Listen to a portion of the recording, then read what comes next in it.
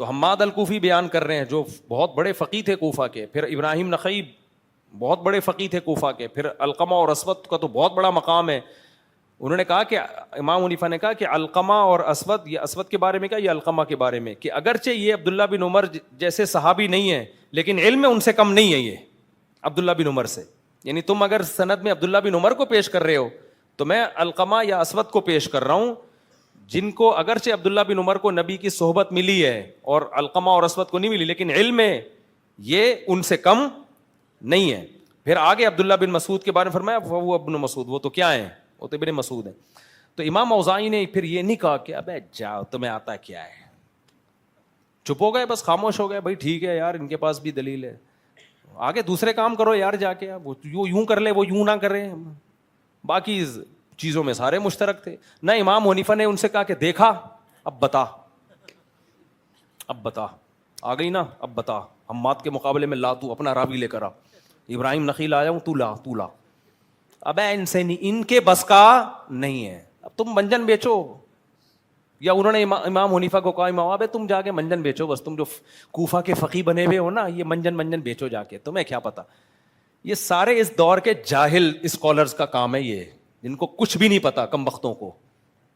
یہ ان لوگوں کے منجن ہیں جو اور کہتے ہیں ہم منجن، لوگ منجن، بھائی سب سے بڑے منجن تم خود بیچ رہے ہو. یہ مسئلہ رفع الیدین کا آج کا تھوڑی ہے، صدیوں سے چلا آ رہا ہے اور صدیوں سے اختلاف چلا آ رہا ہے. اور امام ترمذی کا یہ مقولہ یاد رکھا کرو، امام ترمذی چھوٹے آدمی نہیں ہیں، امام بخاری کے استاذ ہیں اور شاگرد ہیں، اور نقل مذاہب میں یعنی اقوال نقل کرنے میں بڑے معتبر اور مستند مانے جاتے ہیں، ان کی بات کو بڑی ویلیو دی جاتی ہے.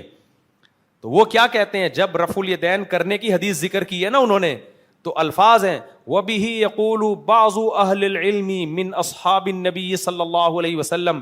یہی اہل علم میں بعض صحابہ کا مذہب ہے، اور پھر بعض کے انہوں نے نام ہائی لائٹ کیے ہیں. لیکن جب رفع الیدین نہ کرنے کی حدیث ذکر کی ہے تو الفاظ سنو، وَبِهِ يَقُولُ غَيْرُ وَاحِدٍ مِّنْ أَهْلِ الْعِلْمِ مِنْ أَصْحَابِ النَّبِيِّ صلی اللہ علیہ وسلم. یہی اہل علم میں بہت سارے اصحاب کا مذہب ہے. حالانکہ امام ترمذی خود رفع الیدین کرتے تھے، لیکن آگے کیا کہہ رہے ہیں، صحابہ میں زیادہ تر اہل علم وہ رفع الیدین نہیں کرتے تھے. انہوں نے بھی اس مسئلے کو ہلکا لیا ہے کہ ٹھیک ہے یہ بھی ایک رائے ہے. تو یہ سارے جو ہے نا مدعی سس اور گواہ چست، تو یہ اس دور کی بدعت ہے جو ان لوگوں نے رفع الیدین کے نام پہ منجن شروع کیا ہوا ہے. اور ہمیں کہتے ہیں متشدد. ہم نے تو آج تک کسی رفع الیدین کرنے والے پہ نہ فتویٰ لگایا نہ اس کو کہا. یہ خود متشدد ہیں، لا کے لوگوں کو حدیثیں دکھا رہے ہوتے ہیں، تم نہیں کرتے، ان پہ ان کو علماء سے بدگمان کرتے ہیں، اختلاف پیدا کرتے ہیں ان کے اندر، اور ایک ہی چیز کی گرد گھومتے ہیں ان کی تقریریں. تو اس کو بڑا کمال سمجھتے ہیں اور پھر اپنے خلاف سنتے نہیں ہیں. سننے میرے پاس ایک صاحب آئے، میں بیان کے دوران کھڑے ہو گئے کہ آپ تو رفع الیدین کی تو اتنی حدیثیں. میں نے کہا دو سردوں کے درمیان بھی تو ہے حدیث رفع الیدین کی. فوراً فتویٰ لگا دیا وہ تو ضعیف ہے. میں نے کہا ناصر البانی کو مانتے ہو؟ کہتے ہیں ہاں. میں نے کہا انہوں نے کہا ہے وہ صحیح حدیث ہے، تو دو سردوں کے درمیان بھی کرو. ایک دم اچھلنے لگا کودے. بھائی یہ کوئی ڈپریشن کا مسئلہ ہے، یہ کوئی علمی، میں نہیں کہہ رہا سارے اہل حدیث ایسے ہوتے ہیں، بہت سے معتدل اہل حدیث بھی ہیں، وہ اس مسئلے کو بڑا مسئلہ نہیں سمجھتے. لیکن ایک آج کل کے اسکالر نے جو نئے آ رہے ہیں مارکیٹ میں، انہوں نے پتہ نہیں کیا بنا دیا اس مسئلے کو. اہل کوفہ میں کوئی بھی رفع الیدین نہیں کرتا تھا. اور اہل کوفہ کو آپ کیا سمجھتے ہو؟ کوفہ تو علم کا مرکز تھا. حضرت علی اور حضرت عبداللہ بن مسعود وہاں جا کے آباد ہوئے تھے، ان کے شاگرد آباد ہوئے. حضرت علی اور عبداللہ بن مسعود تو علم کا مرکز تھے، ان کے اصحاب ان کے شاگرد میں کوئی بھی رفع الیدین نہیں کرتا تھا.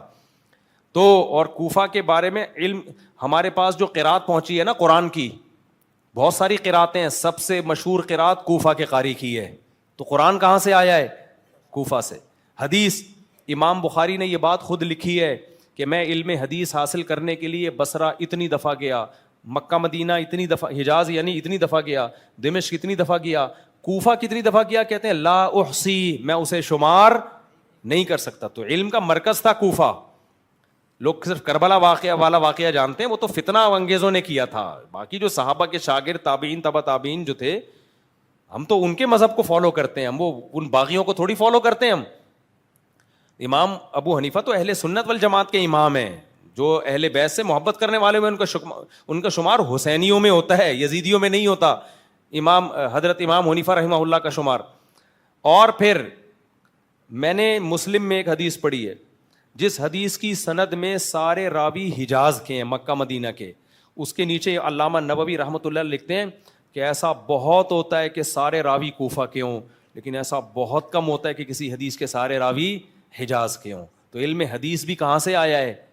کوفہ سے. تو اگر ہم نے نماز بھی بغیر رفع الیدین والی کوفہ سے لے لی کہ عبداللہ بن مسعود اور حضرت علی کے شاگرد رفع الیدین نہیں کرتے تھے, تو اس میں کیا ہو گیا؟ اور ہم کھلا دل بھی رکھ رہے ہیں کہ اگر کوئی کرتا ہے تو ثبوت ہے رفع الیدین کا. بھائی ٹھیک ہے, ہماری رائے یہ کہ آپ صلی اللہ علیہ وسلم نے رفع الیدین کا ایک جیسا معمول نہیں رہا, قلت سے کثرت کی طرف یا کثرت سے قلت کی طرف, تو ایک معمول نہیں ہے. بخاری کی حدیثوں سے پتہ چلتا ہے کہ ایک معمول نہیں تھا نبی کا رفع الیدین میں, اور باقی حدیثوں سے بھی پتہ چلتا ہے.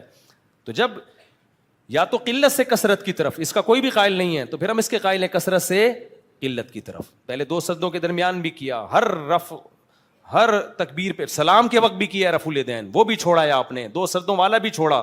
تو اگر ہم نے مان لیا کہ عبداللہ بن مسعود کی حدیث میں آتا ہے کہ صرف تکبیر تحریمہ کے وقت, تو اس سے پتہ چلتا ہے بھائی باقی بھی آپ نے چھوڑ دیے. تو ہماری رائے ہے یہ, تو اس میں کیا ہے؟ باقی ہمیں کیا جا رہا ہے یوں کرنے میں؟ اس کو کہتے ہیں منجن بیچ رہے ہیں. ابے کوئی یوں کر لے گا تو ہمارا کیا ہو, اس سے کیا نقصان ہوگا؟ کیا امام کی تنخواہ بند ہو جائے گی یا کیا ہو جائے گا؟ اس سے کچھ بھی نہیں ہوگا. تو اتنی سی بات کو اتنا بڑھایا ہوا ہے.